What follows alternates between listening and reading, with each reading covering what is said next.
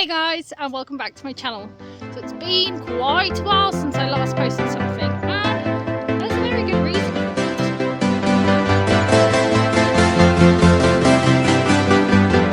it. First off is that I made the crazy idea at the age of 31 to decide to do maths A-level.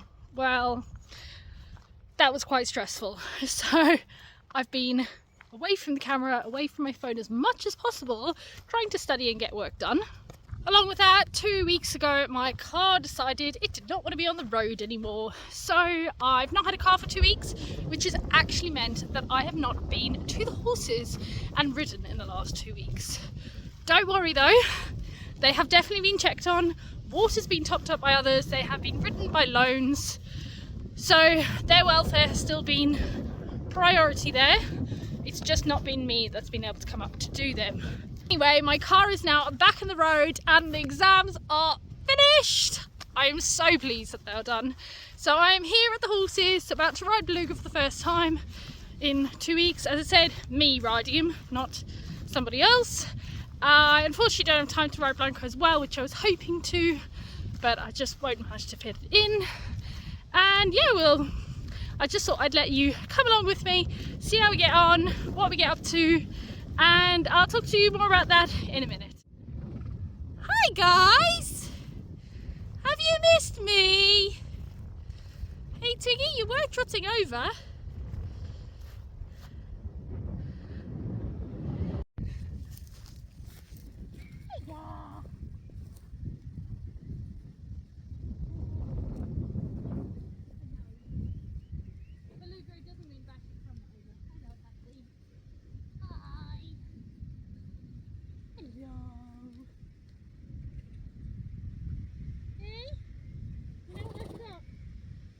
Too excited about riding.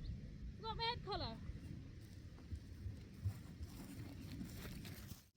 Beluga over here definitely knows what's going on. Time for some food, time for some work. So even though I've not got the head collar, he's still following me. He's a good boy. Round number 2 and a fixed car.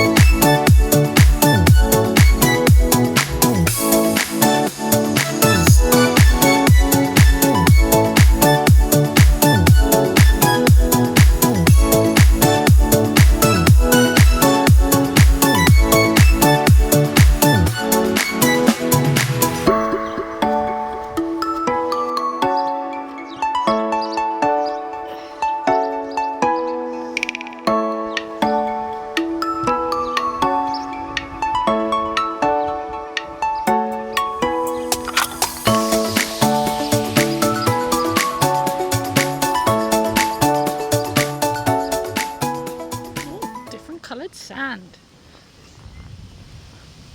So nice to see it all being leveled out. Nice hacking. Sorry, we had to cut the grooming a little bit short because I suddenly realised what the time was, and I have the arena booked for 4 minutes time, so I had to be a little bit hurried. Just can't actually believe how much grass has grown in 2 weeks. Shut up. That's some hay that's there. I've decided to do a voiceover for this because it may seem pretty boring to watch, although it may be quite interesting for you to hear what's going through my mind at this moment in time and why I'm doing what I'm doing. So this is Beluga's first time really with me doing this exercise with him and looking at trying to get him to have a bit more of an understanding of what it means to have some form of contact. Now, I have looked at various videos online just because I'm interested in what other trainers say with regards to having the horse in a contact, or how some people like to put it as being on the bit, which I completely hate that term. And the reason for that is because getting a horse to work correctly through its whole body, it needs to be pushing from behind, but the whole body needs to be working together. They need to be loose over the back and engaging their core properly. Most of what I've seen online is people saying to basically saw the horse in the mouth, just pull its head in, things like that. They completely forget about the back end and are just using force against the horse's mouth, which is not fair, especially as the horse doesn't understand what you're asking. So my starting point is I've just been doing this exercise that helps to get them to rock their rib cage a little bit more, loosen up underneath the saddle, and I'm turning him going with his body rather than going against it. But also by doing this exercise, it's teaching him that as he moves with that rein contact, I then soften again to give him the idea to move in the direction that my hand is asking him to move in, and then that pressure will be softened. So just coming up here, you'll see there is a bit of resistance, but then as soon as he just ever so slightly drops, I've rewarded him. Sort of said, yeah, great, that's the right thing that I'm wanting from you. And it's so important in these early stages that we reward every little try that they give so that they understand that that is what you're asking for. Now please don't expect him to be perfectly round by the end of this video, because that is not going to happen. It is not an overnight quick fix, and if anybody says they can do that for you, well, then they are definitely missing the trick somewhere. They're either using too much force, they're forgetting about the back end. All of these things take time, and it's about your horse developing that muscle memory in order to be able to hold themselves there correctly without you physically pulling them in. Just like if you went to the gym, you're not going to suddenly push 70 kilos of weights your very first time and be able to do it amazingly well. You're going to start with something small and build up in stages as you get stronger and are able to carry more. I'm slightly going off on a bit of a tangent here, but I get so frustrated seeing people getting their horses working in some form of outline that they think is correct when actually it's detrimental to the horse's body. Anyway, back to what I'm doing here. So Beluga there just got a little bit distracted. He heard Blanco call across from the field, and I've just taken that as sort of an opportunity to go, right, let's get you turning right and left again, using your body, softening into what I'm asking, and very quickly that head starts to lower again. As I said, it's not perfect, but it's a work in progress, and I'm sure if I were to video this in a week's time, you will see something very different from him. And that is what it's about. It's about those small steps building up to the bigger picture. And I want other people to realise that they can do that too in a much nicer way. And one of the things which I'd like you to have a look at is, for the most of the time, watch his mouth. There is no chomping at the bit. I don't actually have a noseband or anything on him. Everything that I'm trying to do is trying to do it in a way that he can still stay very happy and comfortable in his own frame in his mouth. Now, there may be times that you do see a bit more of a chomp, and I'm hoping I'm not going to go off on too much of a tangent at any of these points, but I, at one point in the video, did put more pressure on, like people traditionally say to do, and all he does is resists against it and opens his mouth, the head comes up more, there's tension across the back, and it's just showing that it's not doing what you want it to do. Maybe it will work for some horses, but the majority will just cause tension across their body. And I've seen a lot of horses that might do a dressage test and get 70% when actually their tail is spinning like a helicopter, or it's tense through its back, things like that, which are all going to be a cause of how you've started them. So as we've been going around, he has been a bit on the lazy side, and like I said before, getting him to work correctly does come through from behind. Oh, there he's just dropping the head a little bit of a chomp because I have put a bit more pressure on, and that's when he's sort of gone, no, hang on, not sure about this. So I just go back round to, can we get you softening through your body again and lowering that head back down. So yes, he's not quite as forward as I would have liked, but I'm not one for then just sitting there going kick, kick, kick, kick, kick every stride of the way, because that's again going to cause its own form of resistance against your leg. So he's got to go off my leg when I ask him to, and then I back away again. That might be quite an interesting exercise for me to post if you are interested in finding out how to get a lazy horse more forward. But this for him here is trying to break it down into 2 stages. And yes, there are times where I've got to correct him and go, no, come on, a little bit more off my leg. And in a minute I do send him forwards into trot, because I do feel like he needs to open up a little bit more, push a bit more, and then get back to doing a little bit more in the walk again. You can just see every now and then I make a bit of a correction and he does then step through from behind. And if you think about it, when people go, oh, you've got to take more contact, you've got to keep pushing, you've got to pull more, you've got to push more, like, how much are you confusing a horse by saying slow down but go forward, but slow down but go forward? No wonder people are constantly changing bits. And don't get me wrong, I'm not saying that I won't ever change his bit. He's still in the same bomber snaffle which I started him with, and there may come a point that I change it for a different feeling of something in the mouth. Not that I necessarily think he needs a bit on either. I could ride him in head collar. And again, that's all to do with me working with his body rather than against it. But what I'm not going to do is I'm not going to ever have him at a point where I feel like I've suddenly got to whack a gag in, or a pelham, or something very strong.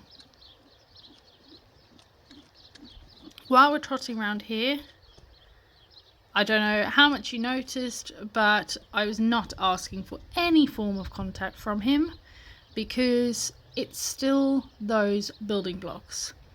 I'm not going to ask him to run before he can walk. Your mum wouldn't do that when you're a baby. So he needs to find the balance in the walk first before I can ask for it in the trot. This is purely, let's get going a little bit more forward, then look at the walk again. The moment he's come down to walk, the head's lowered down, he's got a lower head carriage in the walk, but it's just about him now learning to find that sort of vertical point.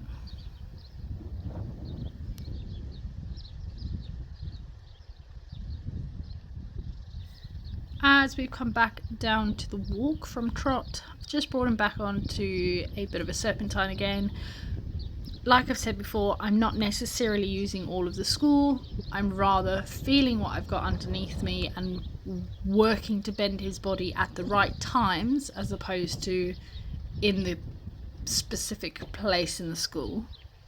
And this is just to get him sort of softening through again.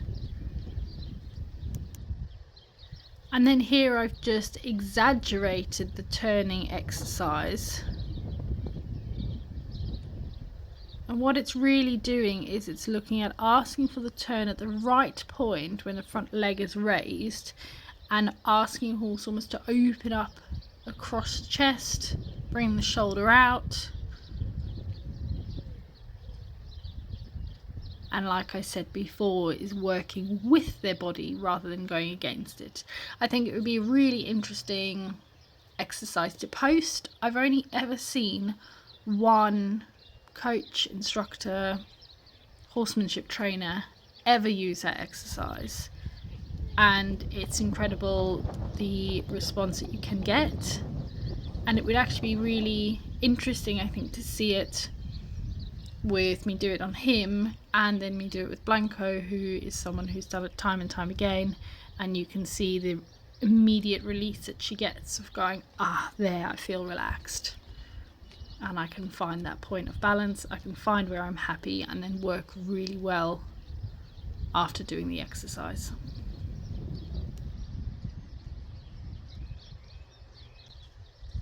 Again, here we just have a moment of distraction, and I've just said, well, come on, let's just focus again. Get yourself thinking, get yourself looking back in the right direction, and very quickly he's relaxed himself. Just as a contrast, I've held on to the contact here, and you can see how much more of a head bob we're getting, and the chomping and the tension through the neck. It's also drawing my body forward and putting me off balance. And you can just see that he's going, no, I really don't like that, and I don't understand what you're wanting from me just by pulling it down. So there, I've just put myself back into a better position, gone back to being a bit softer with it, and he's far happier.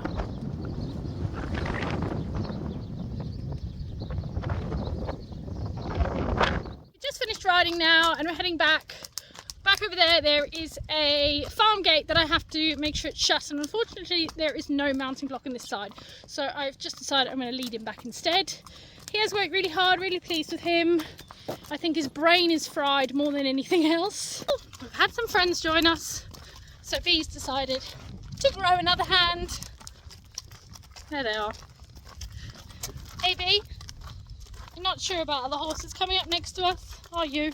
Please do let me know in the comments if you'd be interested in like a training video on that turning exercise I was doing, because it is really useful, and I've used it on all different types of horses that I ride, especially ones that are really stiff and rigid through their body. It is super handy. So if you're interested in knowing more about that, do leave a comment down below and let me know if you want me to make a video about it. We do hope you've enjoyed watching today's video, and if you haven't done so already, please do give it a like and subscribe down below. See you all soon. Bye!